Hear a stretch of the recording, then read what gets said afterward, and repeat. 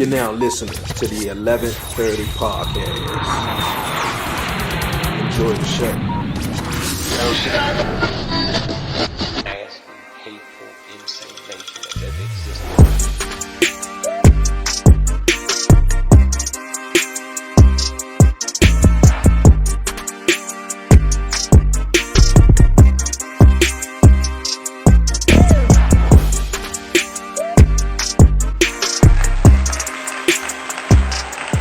Yo, what it do, everybody? It's your man Dre, aka Dre on Wheels. Y'all already know what it is, man. Welcome back, everyone, to another episode of the 1130 podcast.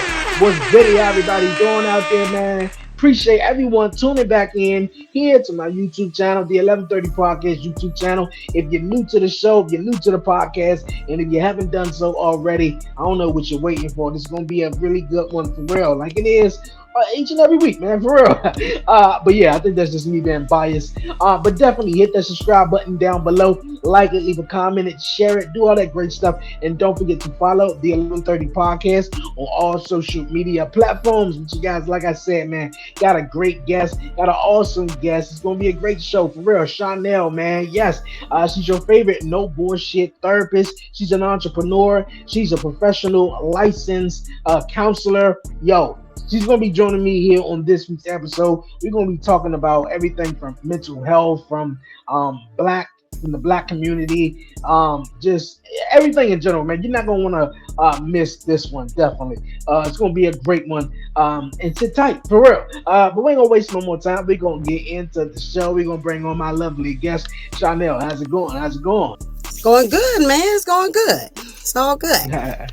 Hey, I appreciate you. Appreciate you for coming through here on the 1130 podcast. How life treat you? It's been treating me pretty good. You know, I've been trying to get back out here in the world, and you know, I realized I was, you know, like the sick and shut in, you know, after COVID and stuff like that. So I'm trying to get myself back out and about, and you know, stop being a homebody because I do work from home, but trying to get back out here and talk to the people. You know. Okay, that's cool. And the weather kind of like breaking, so definitely want to get out and about right now too. Finally. Yeah, I know. It's, Right. in DC, it's kind of like a little tricky weather. Sometimes it's warm, sometimes it's cold, sometimes it's you don't know what you're gonna get. So yeah, it's the same thing. Definitely want to. Sometimes it's cold, sometimes it's hot, sometimes it's hot and cold at the same time, and it's raining. You just don't know what you're gonna get. You know. Yeah, you're right. Where you from? I'm originally from New Orleans. Okay. And I live currently in Texas, like right outside of Austin. Okay, cool. That's what's up. Once again, Shawnnell, appreciate you for coming through here on the 1130 podcast show. It's gonna be a great time. Before we dive into everything, allow my guests to, tell everyone about yourself. All right. I am Shawnnell Batiste, your favorite no bullshit therapist. I have a company, private practice that it's called Choosing Empowerment. Been in business since like 2016. I started in New Orleans and opened up here in Texas in 2020. The premise of my practice is serving marginalized and disenfranchised communities. Those that have trouble getting to therapy, man. Those who struggle and do the systemic stuff, we just don't get to therapy. Those specific populations include Black folks. I gotta take care of my people. Other people of color, indigenous, LGBTQ community, formerly incarcerated community, and foster adoptive community. That's a community close to my heart because I am a former foster and adoptive parent.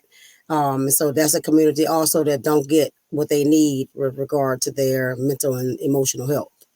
So I'm just out here trying to take care of my people, the best I know how, I got you. I dig that. You're all about breaking the cycle, and like you just said, and like I said also in the opening, your favorite no bullshit therapist though. How did that That's come right. about for you? Would a lot of people come to you and just be bullshitting around, and you just like, look at? Not really. I just noticed in talking to my folks, and working with Black people, it started happening in my consultations just naturally. It became organic. I would have a consultation because I always meet my people ahead of time talk to them face to face, let them see me, because most people are uncomfortable with even the idea of coming to therapy. So that little consultation is golden, right? And so I started realizing, just in my natural flow of telling them who I was, I said, I'm not gonna bullshit you. I'm gonna keep it real. I'm gonna keep it straight. I'm gonna hold you accountable. I'm gonna come with the real. I hope I don't step on your toes, but if I do, say ouch, and I'm gonna check myself, because I'm a human being. I might make a mistake. I might say something I shouldn't say, and I'm gonna apologize.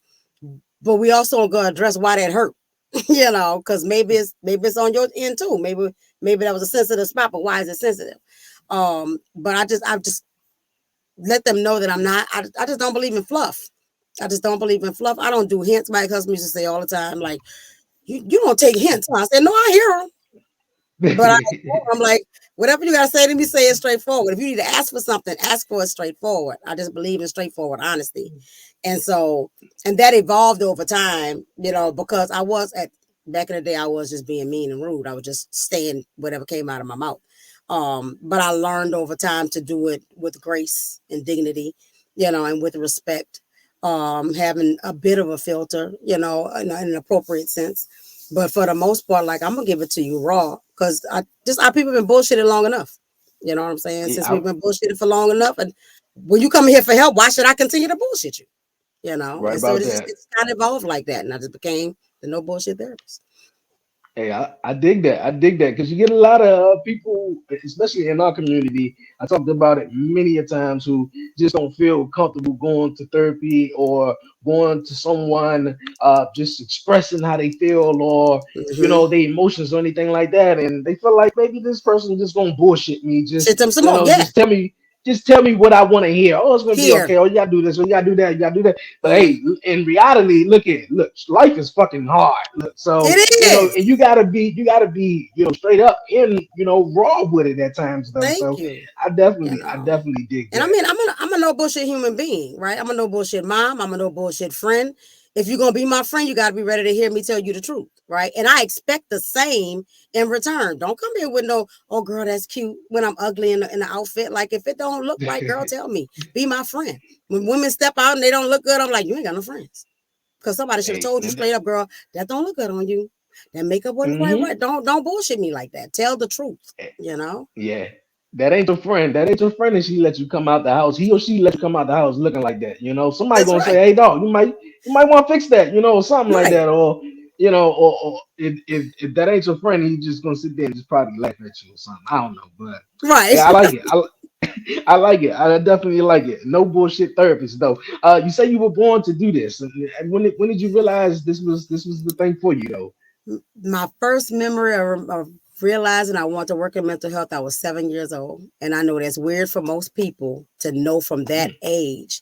I don't know if it was looking at my family or that I was sad as a kid. I don't know exactly what the trigger was. But I remember telling whoever I was talking to, it could have been another kid, I want to be a child psychiatrist. I didn't even know what all them words was. But Wow. I remember saying that. As I got older, anything psychological or counselor like I was drawn to. In high school, I was the person people came to talk to, because I wasn't telling nobody business. I wasn't messy like that. If you tell me something in confidence, I'm not telling nobody nothing. I knew who was pregnant, who was sleeping with who, all the things, right? But nobody heard it coming from my mouth, because I became that comfortable person to talk to and all that. And it spawned into my adulthood and all that. But when I got out of high school, I took one psychology class in high school, which was only like one semester. So it was like a half a year. But I was like, this is my jam right here. Like, this is the stuff. And I've always been Hmm. interested in understanding the why people act the way they do. I have a general consensus that we're not born evil. We're not born mean. We're just not born like that. Right. And so something must have happened in order for that thing to happen, in order for that change to occur and all that. I look at people not, oh, why you act like that? Or, I always say, what happened to the person? What happened that caused you to become, so angry that you treating everybody in the world like shit? Something happened. And so I kind of view people from that lens, and don't get me wrong, some people are just jacked up, and there are some psychological disorders that are just, it's a brain issue. something's missing, something didn't develop right or something like that. But in essence, in our spiritual selves, we pure. We're born pure and stuff, in my opinion. And so I just don't feel like people just are born like that. Things in this world happen to you and cause you to respond to it in a certain way. And so I went to school, majored in psychology, and everybody and their mama was like, "You ain't gonna make no money doing that. I don't know why you made it. You need to get in engineering. You need to get in math. You can even go education, but like you ain't gonna be able to get none." And I refused to change my major because that's what God gave me. And it took me a long time to get out of school because I believe in perseverance. It took me 13 years to get a 4-year degree, and stuff. Because life. I kept stopping out and dropping out and chasing a boy and, all the crazy stuff, but I stuck to it. I graduated, and it took me time in between that before I went ahead and got my master's degree and went ahead and finished this thing up, but I feel like I'm at the perfect place that I'm supposed to be at this perfect time because I needed all of those experiences in between, because that's what really makes me a good therapist, is my experiences. And I don't mind sharing my experiences with my people. And they teach you in school not to, no disclosure. But that's how my people operate. They got to know. If I tell somebody I've been through a thing, then they be like, "Oh, you really do understand." Okay, I'll listen to you. They don't want to hear what you got coming out of a book. Don't tell me what you read. Tell me what you know. And I can tell people what I know. I like that. I definitely do. Kind of like a 2-part question in a way, right. like, because most 7-year-olds, say, well, I haven't really heard lately in 2023 in this day, but most 7-year-olds maybe say they want to be a teacher, cop, basketball player, football player, whatever like that, either a social media influencer or whatever. But what was it at that point that drew you into? Was it just wanting to help people, and what kind of like drew you to wanting to be a therapist or a counselor? And also you said everybody came, counselor, and everybody came to you for guidance and stuff like that. What drew them to you also? That's a great question. All I can really attribute it to is the spirit. That's really, now that I'm older, I think, because I wouldn't have been able to answer this question 10, 15 years ago, maybe. But like, all I can attribute to is the spirit of me. I'm naturally kind. I'm naturally understanding. And even as a kid during that time, when I was 7, that was just before my parents got divorced, right? And so I can imagine, and I don't remember a whole lot about my childhood, especially before that time. But the times I do remember they weren't good, right? They were uncomfortable for me and stuff like that. And my parents were not a happy couple and stuff like that. So I think I can feel that and stuff. So when I say people are, and I can't always explain that either, how people are drawn to me, and I'm not for everybody, don't get me wrong. It's not like everybody's flocking or whatever, especially once I open my mouth and I'm too real for some people, and I have a big personality, and it's not palatable for a lot of people, right?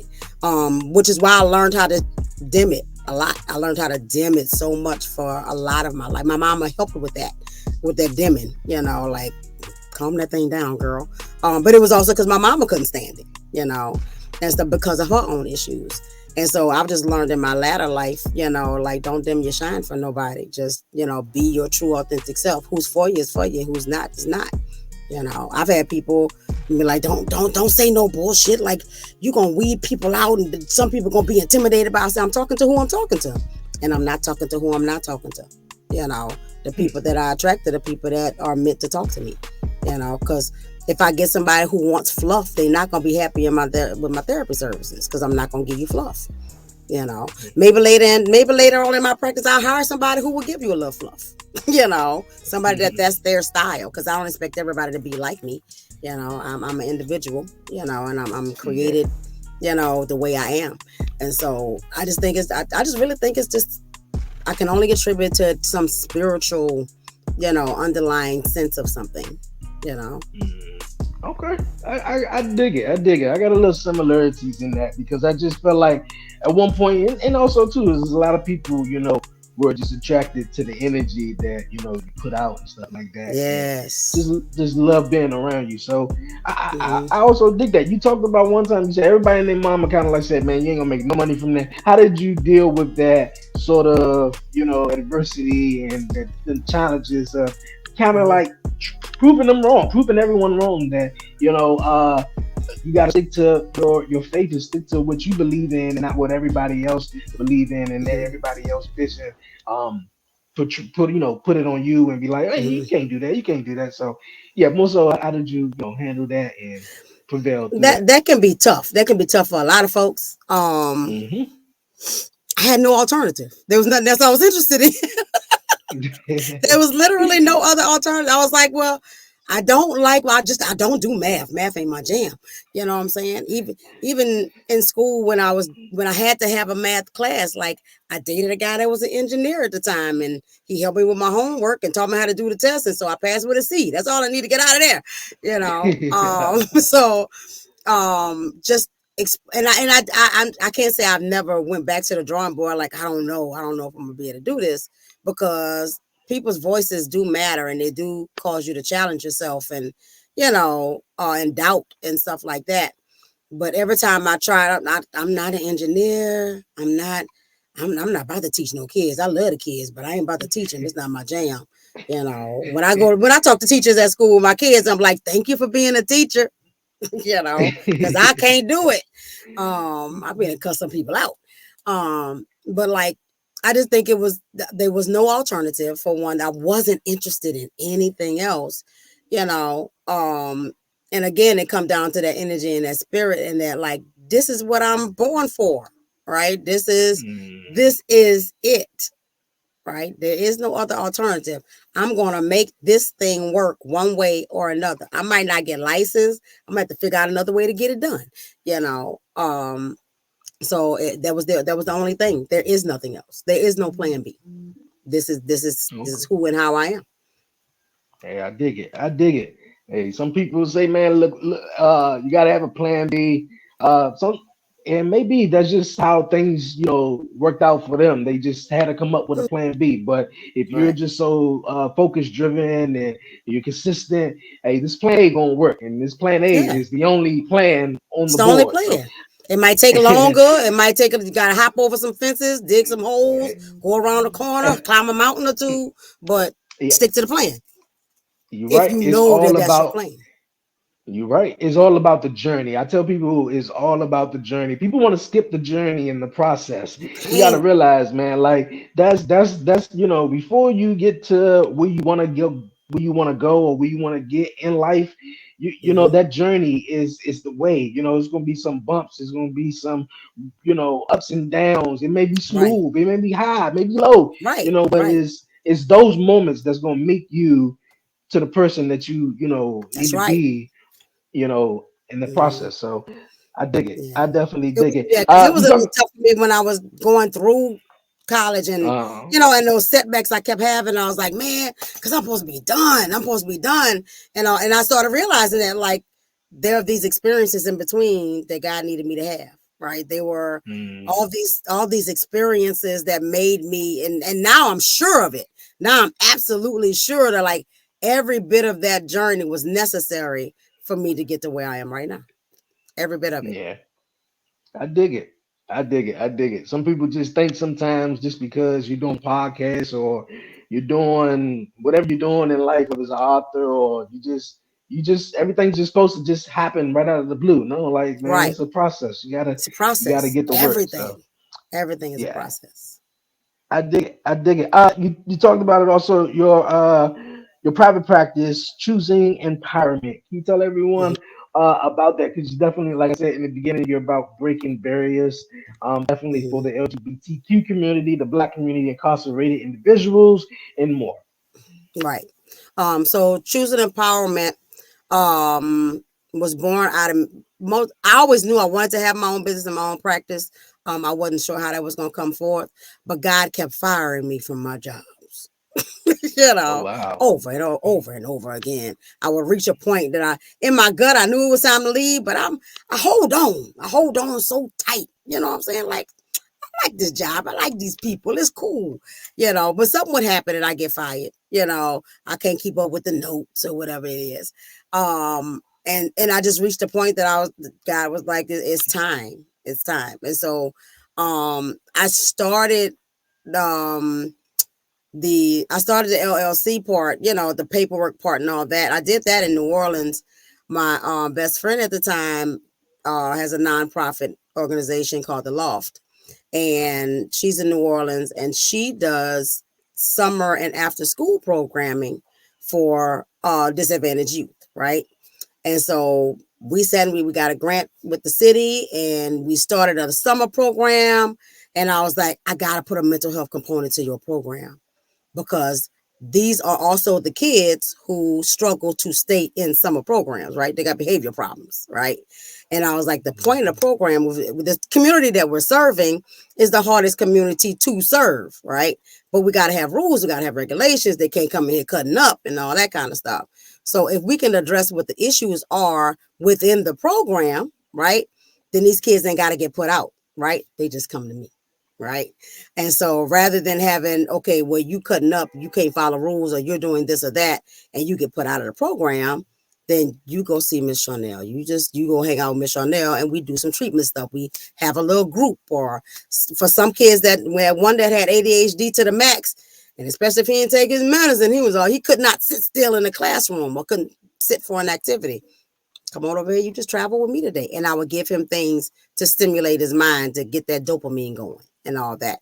He stayed in summer program the whole year, right? I mean, the whole summer and stuff like that. So it kind of started with that. I did the LLC to start so that I can do that, and in connection with the Loft.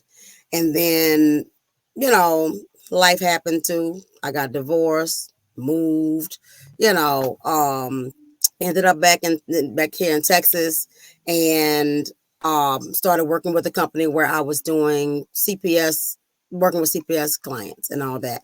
Did very well with them, and I had an accusation. Somebody accused me of something I didn't do, so I had to stop working with, again, God firing me again.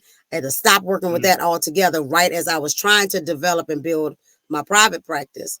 In January, private practice started while I was in fighting for my license, in essence, right, and stuff. And COVID hit, and then I signed up with Boris Lawrence Henson Foundation to serve the Black folks, because Taraji be taking care of the mental health as well and stuff like that. And stuff just started coming to me, like God had things landing in my lap. Once I started the business and started the process of all the things just started coming, and I just started getting clients, right? The day after I couldn't see no CPS clients, I had 4 people in my inbox for my practice. I was rolling with one client at the time, but I had 4 people in my inbox every day, 3, 4 people every day, 3, 4 people. And then George Floyd got killed. My inbox been full since. I've had a waiting list since, because my people got tired. And it was like, yeah, no, we can't keep doing this, right? And so everybody it was a breakdown in our Black community, and so everybody was like, man, I don't care what history say, I don't care what my mama say about not letting the business out the house now. I need help with this, right? And so that moment, I decided unequivocally, it's about my Black people. It's about my, I say 95% of my caseload needs to be Black people. I need to save that space for my Black people. I'm not going to completely discriminate. I will see anybody that comes to my door if it's a good fit. But understand, I'm going to be Black. Blackity black, black, black, black, black. And if you're going to come into my door and sit with me, I'm going to talk Black stuff, and I'm going to be Black, and I'm going to sound Black, and I'm coming with my big afro. And, and if there's an issue with that, then there's not going to be a safe space for you. You're not going to feel good in it. If you're coming in, you white, you're going to have to understand your privilege and have and I have some white clients, and that's my peoples, right? The difference between Black people, white people and white folk, you know what I'm saying? And stuff. So, and so it just kind of built from there, right? As far as really, really honing in on my people. and all that. And I was like, somebody has to become an advocate. I'm not going to get out there and protest. It's not my jam. I'm not going to protest. But my protest is my business. This is what I do have control over.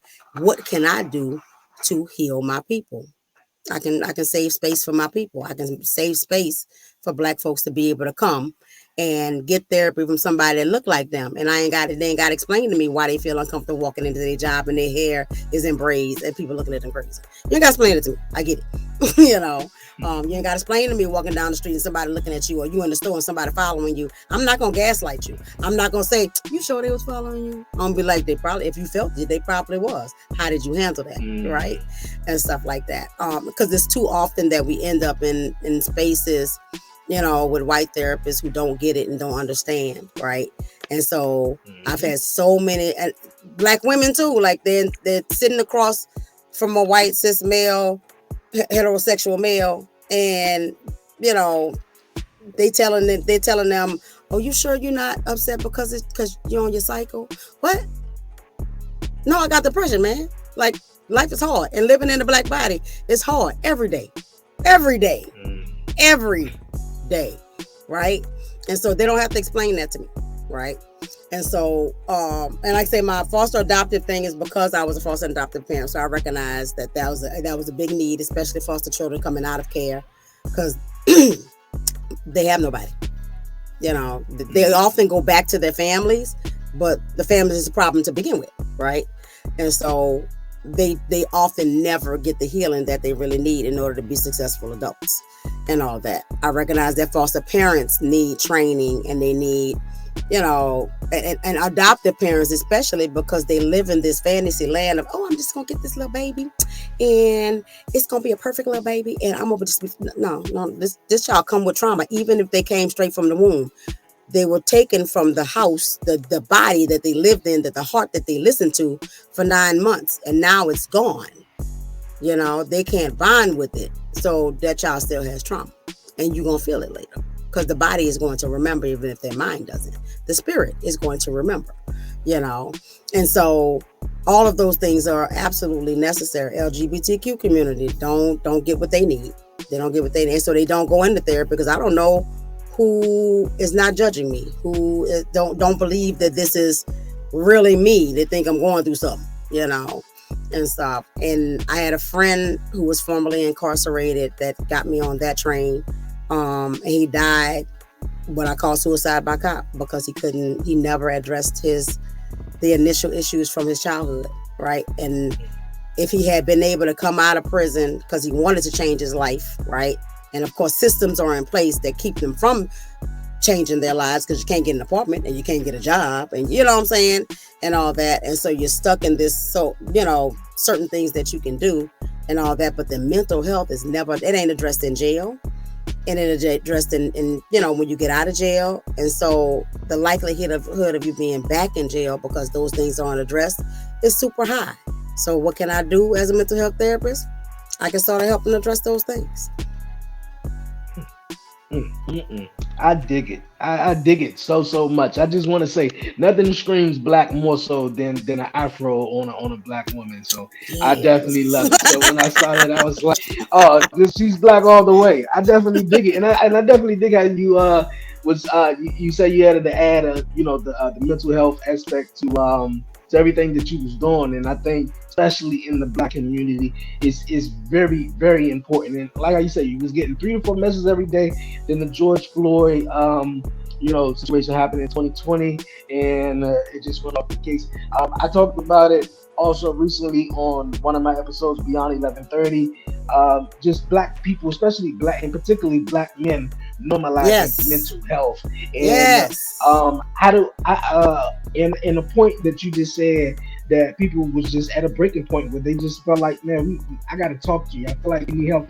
When did you feel like the George Floyd part of it in the country, in America, was a breaking point for just Black people in general? Just was like, you know, I got to get help to just talk about the things I'm going on. It just don't even, not necessarily just the George Floyd, but, you know, in different communities as well.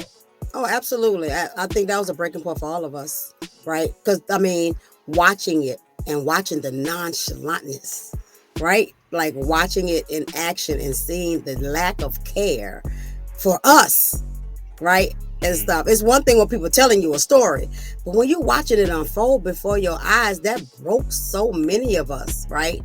And stuff. And like, and then y'all still not doing nothing, right? And so I think that just took us to a certain point. Like, yeah, we got to start standing up for ourselves. Like, and I often have a phrase that a lot of people have is like, you got to save yourself, right? We have to save ourselves. Do we need those advocates? Yeah, we need them advocates. We do need them. We need them to advocate for us. We need somebody to agree with us that this shit is wrong. But we have to start standing up for ourselves, right? And no matter what, I do have a, by any means necessary type attitude, right? And stuff. Somebody could take my license tomorrow. I'm still gonna advocate. I'm still gonna do what I do, right? That's what my incident, with fighting for my license taught me. Like, God said, your license is not who you are. Your gift is your gift. And you'll find another. We'll figure out another way to get it done, right? And stuff. Yeah. But the fact of the matter, like, we did break. And it, like you said, it wasn't just that, but that exasperated everything else. Like I said, just walking down the street as a Black person is hard, right? Mm-hmm.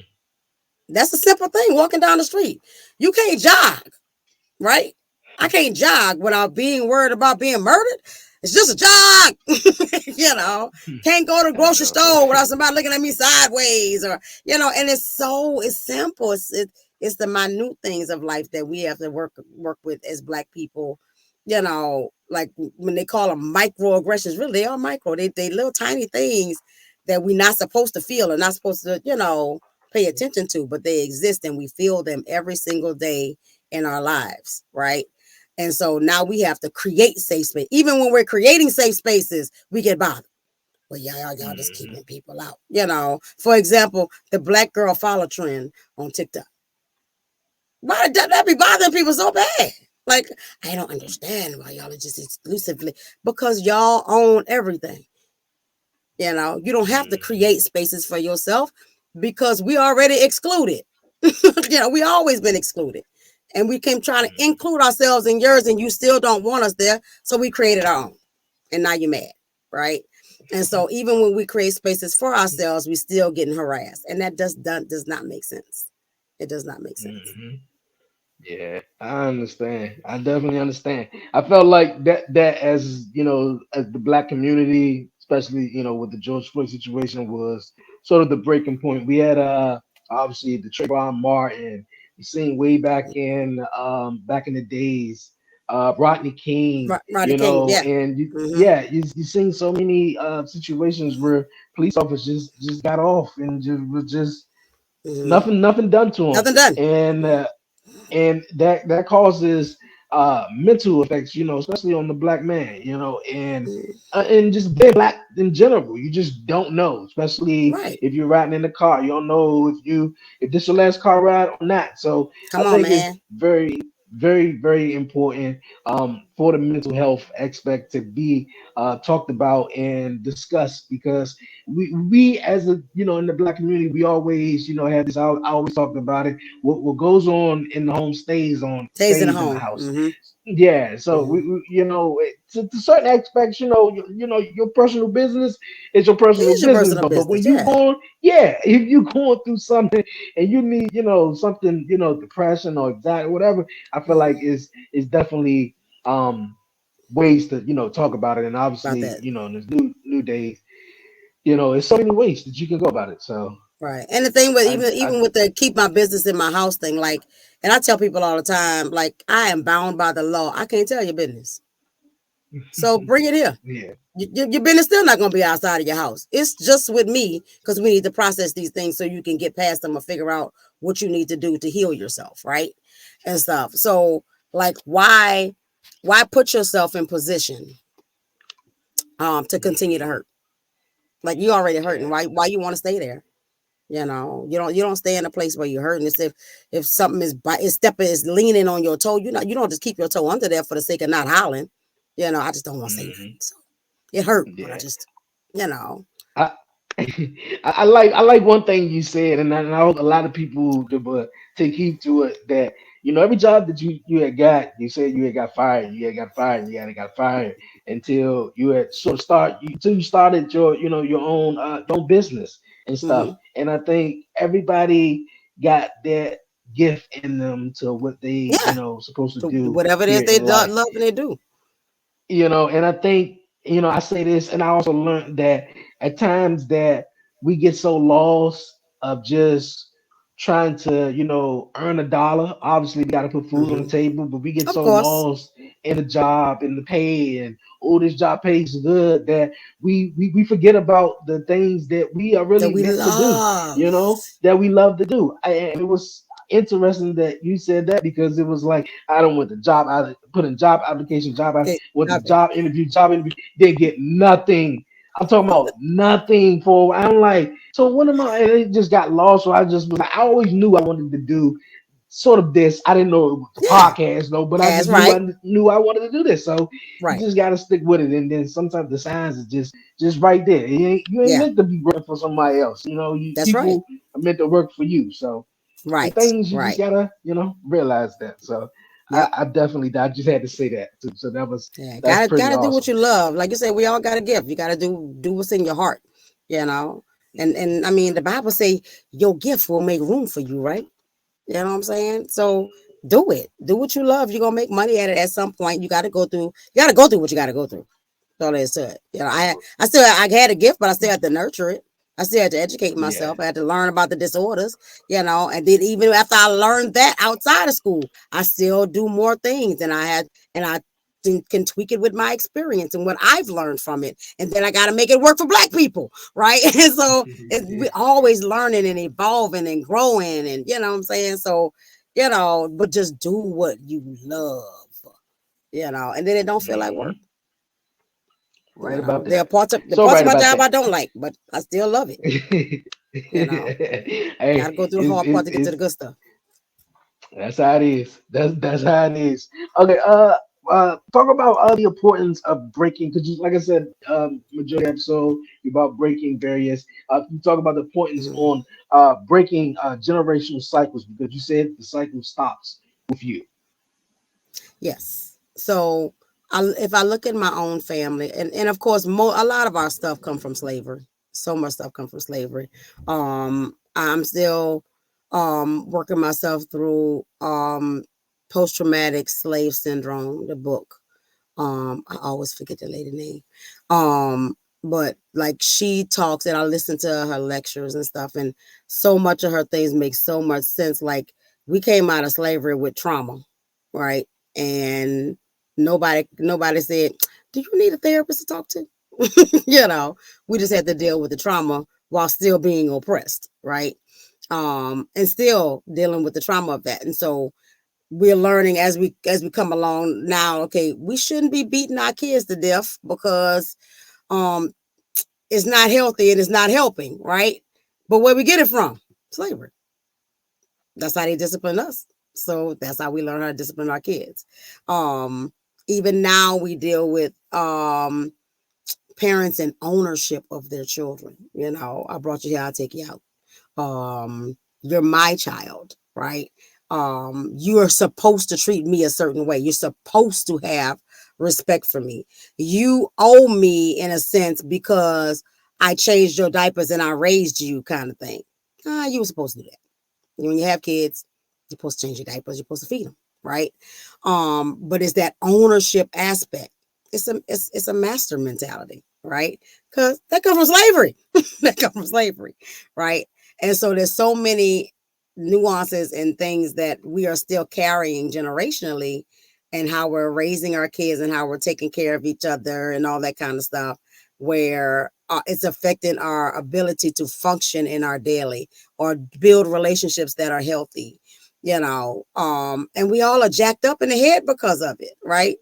And stuff. And so in order for that to stop, in order for me not to carry it, I had to be a cycle breaker. I had to not do the stuff my mama did, that her mama did, that her mama did, right? And so what you about to say? Oh shoot, I lost your sound. Wait.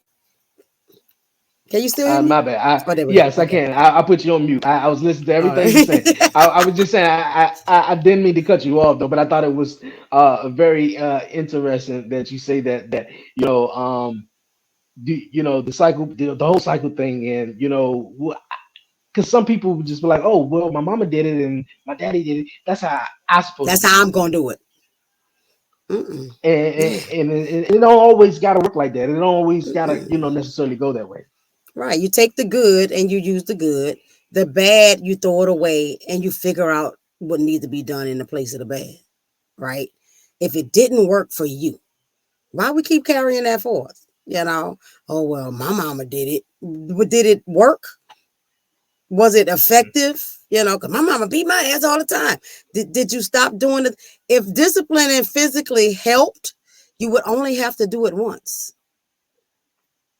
You would be able to kick that child's behind, and they will never do it again. That's how it works when kids touch the stove, right? Oh, that stove hot. That stove hot. That stove hot. Do a child touch the stove again? No, because that's hot. Not doing that no more. It don't work with the same with physical discipline though, you know. And so otherwise they just figure out a way to get around it. You teach them to be more sneaky. You teach them how to get away with it. When we have functioning brains, like, humans are able to reason and think and contemplate, and you can sit down even with a 2-year-old and say, that's dangerous, that's hot, right? Or that's dangerous, don't do that again. Or natural consequences work every time. I promise you, every time. If you don't pay your light bill and the lights get cut off and that make you uncomfortable, you more likely will bust your behind to get your light bill paid. And the only way it won't get paid is if you don't have it, right? And so that's a natural consequence. And so I raised my kids that way, with natural consequences. I did my best. Not that I haven't hit a kid, because I have, right? But natural consequences work best. And usually we're hitting the kid because we have no other resource or recourse in our head. I don't know what else to do but yell and scream and hit you. That's all I got. That's all the tools I have. But if I get some tools and I know how to talk to you, if I know how to educate you in a way, to teach you the things, and I have to be okay with allowing the natural consequence to occur. Because that's the other thing, is that we don't want to see our children hurting, or we don't want to see this happen to them or that happen to them. But sometimes it gotta happen. Sometimes we just gotta let them see it. Stop jumping in that bed, you're gonna fall and bust your head. Sometimes they gotta fall and bust their head. Then they're like, oh, I'm not jumping in the bed no more. That was fun, but it costs too much.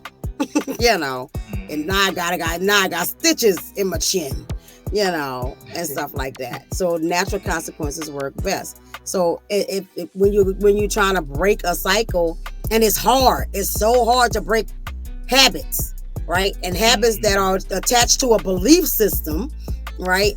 Like, if I believe all my life that this is what works, and you try to tell me to change it, that's hard, right? Mm-hmm. That's absolutely hard. Yeah, and people sometimes get offended, by that as well too. Mm-hmm. Oh, hell yeah. Hell yeah. Like, don't do that. You're not gonna tell me. Okay, I'm not gonna tell you, but you're gonna see the results. Then you be back, and stuff. And so, and again, I'm not a perfect parent by far. I have flaws like everybody else, right? And I've made several mistakes and stuff. But the key is learning from those mistakes. All right. My kids had to come tell me before, or have their counselor tell me, hey, they need you to be a mama and not a counselor. Right? I didn't even know I was doing it. Right? And so I had to learn how to switch modes. Or when my kids come to talk to me, I ask them, okay, what you looking for? Are you looking for advice? Or you need me to smile and nod? You need me to just listen? Right? Like, what is it that you're seeking, so I can know what to give you? Right? Or learning that when my child entered the room, I was hyped. I was, what you want? I didn't know I was doing that. Yeah, and my best friend helped me. Like, she's like, you're coming in hot. Like, chill. She just needs a piece of paper. Okay. And stuff. And I'm all, Okay, you had to find a way to turn the switch off from being the therapist, from being the Oh mom or yeah, the I told you counselor. like that. Yeah. And now when people call me, because they know that, like I said, it's who I am, right? And so when people call now or want to talk to me, like my cousin who I call my big brother, he'll call me and be like, okay, Neil, I need you to put your therapist hat on. And I'm like, okay, cool. But if you just need me to be a little sister, I'm just gonna be a little sister. But let me know what you're looking for, because we fulfill. All of our relationships have that sort of fulfillment. I know I can go to a certain person for a hug. I know who I can go to for logical things. I know who I can go to for emotional stuff. Like that too is a village. It's those relationships are part of your village, and so I had to learn to, like you say, to switch it off when it was necessary. And sometimes people do seek that part of me, and that's okay, right? Most therapists are like, I'm gonna send you an invoice, and stuff. And I do understand it, because I'm not gonna let people use me for it, right? But I definitely recognize that is a part of my personality, and it is a gift that I use, right? And stuff like that. So cool. I'll talk to you about the stuff or whatever. I'm not gonna go overboard, or otherwise I'm gonna need to send you an invoice and all that. But those are the same things I expect from you. If you're my cousin and you understand some accounting things, I should be able to, just like you call me about therapeutic things, I'm gonna call you and be like, hey, can you tell me the law concerning this tax thing? Just a little advice. I'm not asking you to do my taxes because I'm gonna pay you for that, but like just this little thing right here. So Yeah. within reason. I got you. Okay. But Shawnnell, what keeps you motivated? What inspires you? That's a lot. Um, so one, I'm a music person, right? I use music therapeutically to get me hype and to calm myself. Um, Waking up, man, gratitude, being happy that I'm still here. There's a few times in life that especially a few years back, where I almost lost my life, in a car accident. Um, it was a period of about a year and a half. That I almost lost my life 3 times. One, I had a pulmonary embolism, both lungs, and I'm generally a healthy person, so that came out of nowhere. That was scary. I fell into a deep depression that I wanted to commit suicide, and that was scary. And as I was recovering from my depression, I got into a car accident where, when I look at the car, I was like, I was supposed to die in that accident. And so just waking up and being thankful that I am alive to continue to fulfill my purpose, to continue on my mission, like that motivates me in itself. My kids motivate me because they are beautiful girls, right? My adopted girls and my biological girls are wonderful, beautiful people, right? Everybody again have their own issues and their own stuff, but I can see my influence, right? I can see, how I help them, navigate life and be better and all that. The contribution I have to that. My clients motivate me, because every time I think about quitting, because entrepreneurship is hard, right? It has its ups and downs. And I tell everybody, once a week I get on Indeed to see what's out there. But when I look at it, I'm like, when I get to the part that say PTO, I was like, oh, I don't have to do PTO. I don't have to ask nobody to take time off. I just schedule myself accordingly, or my income is limited, to this particular amount a year or whatever. And I'm like, no, I know how to create and find a way to create more income for myself, or I'm gonna have to see everybody that they assign me to see, and that might not be a good fit for me, right? But now I can curate and choose the people that I know I can help the best, right? Because it's not me like, oh, I'm not gonna help you because you this or that or whatever. Is I want to be the best person that I can be for you and be able to serve you in the capacity that you need. So if it's not a good fit, like we have a do no harm clause, like, I'm not going to do harm. And if I feel like it's going to be harmful to my client, then we're going to try to find you somebody else, right? And I will help you look for them, you know, and stuff. So like just doing the everyday stuff, you know, being able to help people really moves me, you know, Okay. making a difference for people, you know. Hey, that's what it's all about, making a difference for people, and especially uh, black, in the black community. So I Yes, definitely dig it. yes, I love it. I love it. I love yes. it. What you're doing for real. It's been a dope Thank you. show, you guys. For real, we're gonna move on here on the 11:30 podcast. It's time for the 11:30 podcast. Hot seat, you guys. Yes.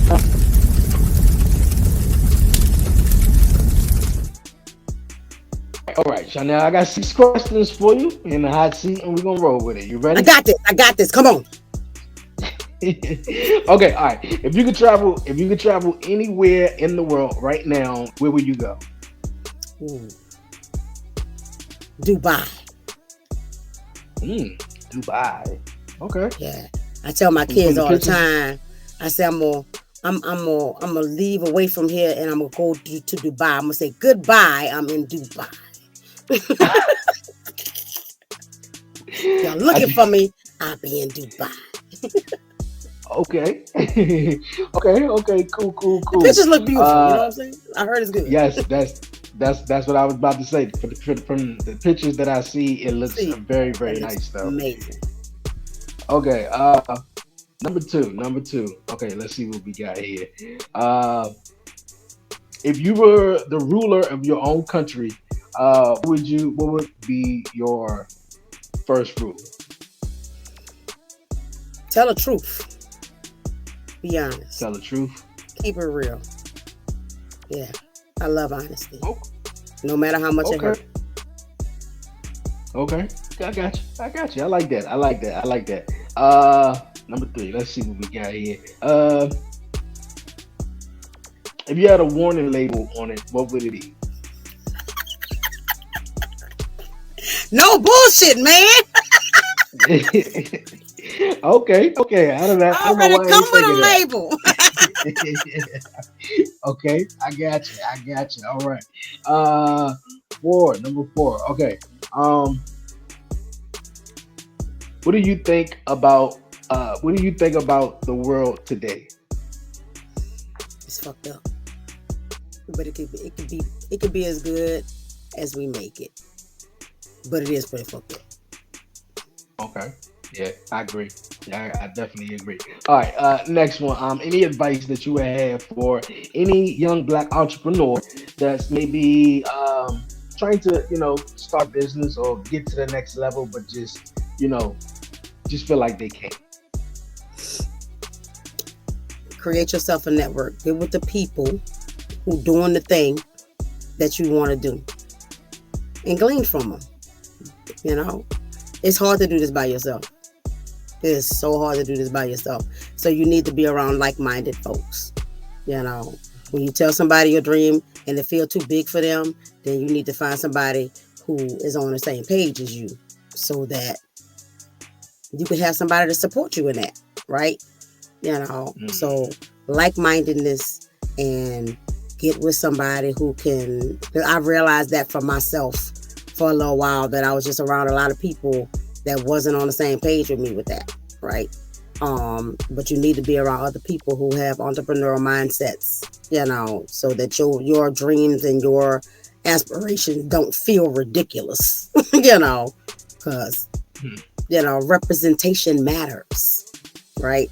So find some other black folks that's doing what you're doing, or feed the thing that you want to grow, so feed find a podcast, find a YouTube, find a show, find a workshop, whatever it is that's gonna feed that thing that you're trying to do. Feed it. I dig it. I dig it. Okay. I agree. I definitely agree. Okay, last one. What is 3 things that annoy you the most? 3 things that annoy me the worst. I'm gonna start with my favorite. Bullshit annoys me. Lies annoy me, and lack of authenticity. I like to see people be themselves. Even if you don't really know yourself, be the self that you know is. I always say, be the best person you could be.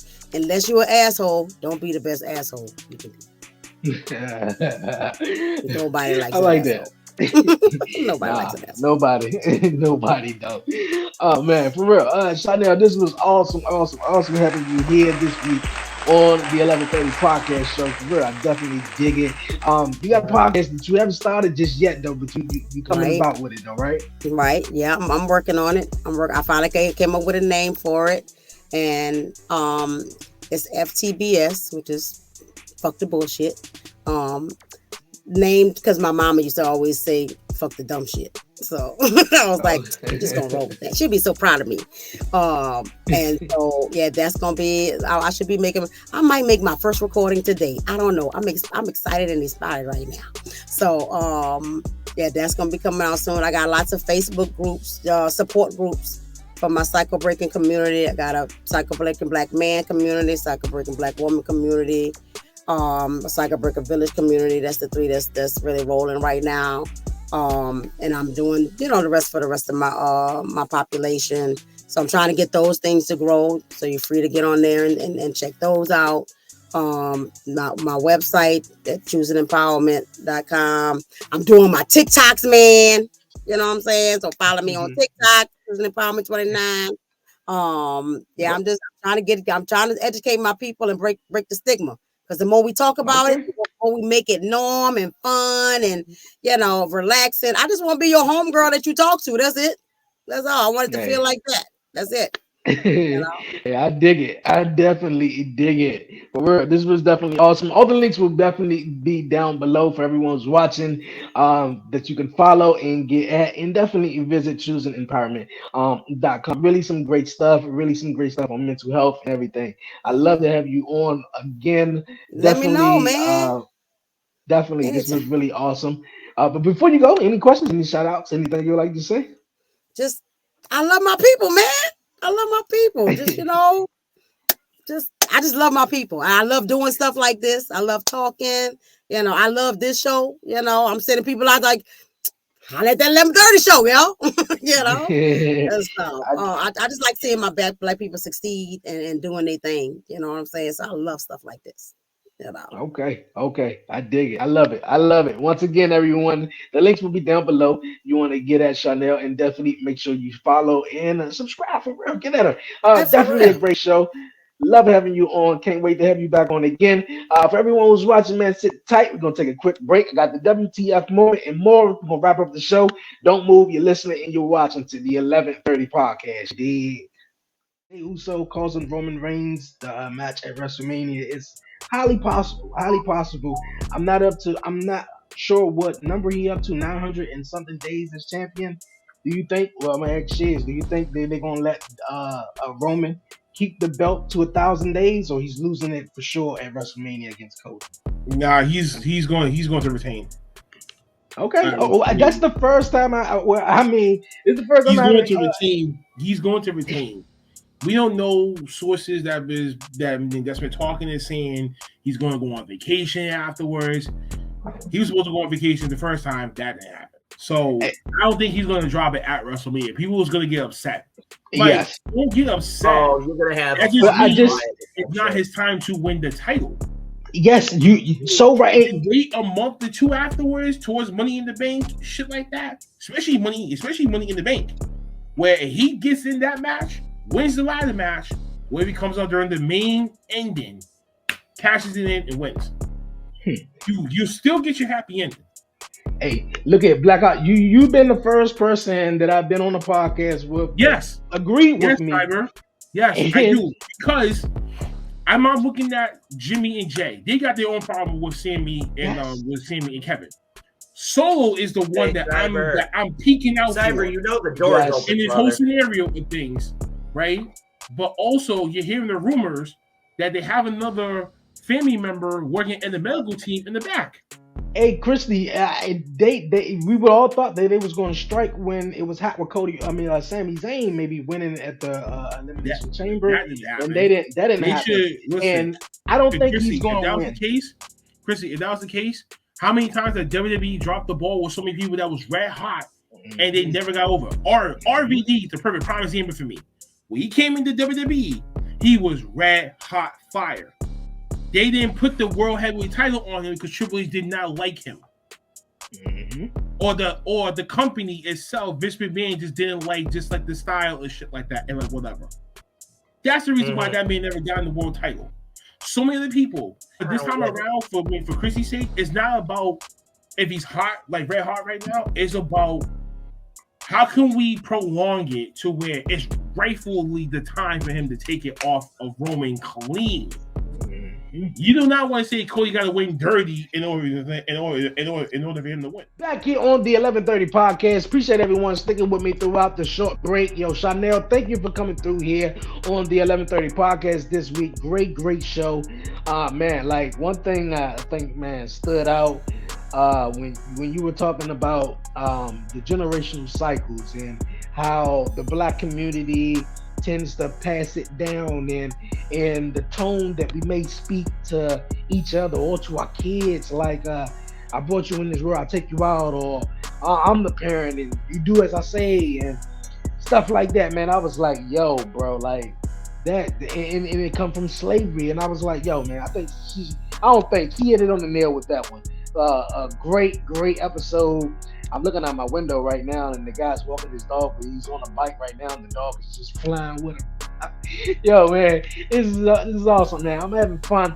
This was a great show. Thank everyone for tuning in. All the links will be down below, so you can definitely get at Shawnnell. Definitely go to our website, choosingempowerment.com. Follow her on TikTok and all our social media accounts, man, and definitely get at her, man, for some counseling on some no bullshit therapist. For real, it's been a great one. But before I head on out of here, you guys, you know what time it is. It's time for the WTF moment of the week, you guys. Yes, WTF moment of the week comes out of Newport News, Virginia. Yes, right out of Virginia, not too far here in DC though. Yo, but two inmates, you guys, yes, two inmates broke out of this Virginia prison only using toothpaste and some metal. Check this out. In Ponton and Newport News, where we're learning more about how two inmates escaped here from a jail facility. In what may seem like a movie plot, the Newport News Sheriff's Office says two inmates tunneled this hole in a cell wall to escape from the Newport News Jail Annex Monday evening. The Sheriff's Office says Arlie Nemo and John Garza were able to exploit a construction design weakness in the building and used a toothbrush and metal object to make the hole. Once outside, they scaled a security wall and got out. The jail annex is a minimum security facility, and the two were discovered to be missing during a routine head count. By the grace of God, glad no one was injured, and that we were able to locate them and get them back in custody. So, Newport News police officers were involved in the search for the two. Chief Steve Drew talking about what his officers did to find them during a Facebook Live community discussion. Just working with the Sheriff's Department, collaborating together, checking locations, possibilities, backtracking, talking to individuals, and then they were located early this morning. But it was a tip from the public that led police to the IHOP on Mercury Boulevard in Hampton, where the two were apparently eating at about 3 a.m. this morning. Hampton police say the two were taken into custody without incident. I want to really thank community members who played a huge role in allowing this thing to come to an end quickly. Garza had been in custody since December on several charges, including probation violations. Nemo had been in custody since last October on charges including credit card fraud. Sheriff Gabe Morgan declined to discuss the situation further due to the security concerns. The sheriff's office says engineers are reviewing the building's weaknesses and coming up with ways to address them. Garza and Nemo are now back in custody and currently at the regular jail, where charges for the escape are pending. WTF, man. WTF all the way. Yo, using toothpaste and metal to dig the hole to get out of the prison. And you know where they find them at? IHOP. And first of all, hold up, wait a minute. They found them at IHOP, though, man. They was like, yo, man, we got to go get something to eat. Tired of this shit, though. Y'all, that was crazy. I watched this show. I almost got away with it. And people really, be doing their thing and stuff like that. People be literally on the run and doing their thing. But, people try to, get away from the cops. These guys were just like, you know what, man? Hey, we're going back, man. But let's go to IHOP, though. WTF, man. WTF. That's a story right there. That's a WTF moment all the way, man, right there. Yo, man, it's been a great show, man. I'm out of head on out of here, you guys, man. Don't forget to follow the 1130 podcast on all social media platforms. Follow the 1130 podcast on Twitter at the 1130 Podcast. Like the 1130 Podcast on Facebook. If you haven't done so, this entire episode, know what you're waiting for, man. Hit that subscribe button down below. Follow the 1130 Podcast on TikTok and on Instagram at the 1130 Podcast _. Thank everyone for the major support here on YouTube, on social media. Thank everyone, man. The 1130 Podcast, rocking strong. I love it, man. I'm gonna keep vibing out with my lovely guests that I chat with each and every week. It's awesome, man, for real. But you guys, you know what I'm excited for? This weekend is WrestleMania weekend, you guys. Yes, WrestleMania 39 is going down. Roman Reigns versus Cody Rhodes.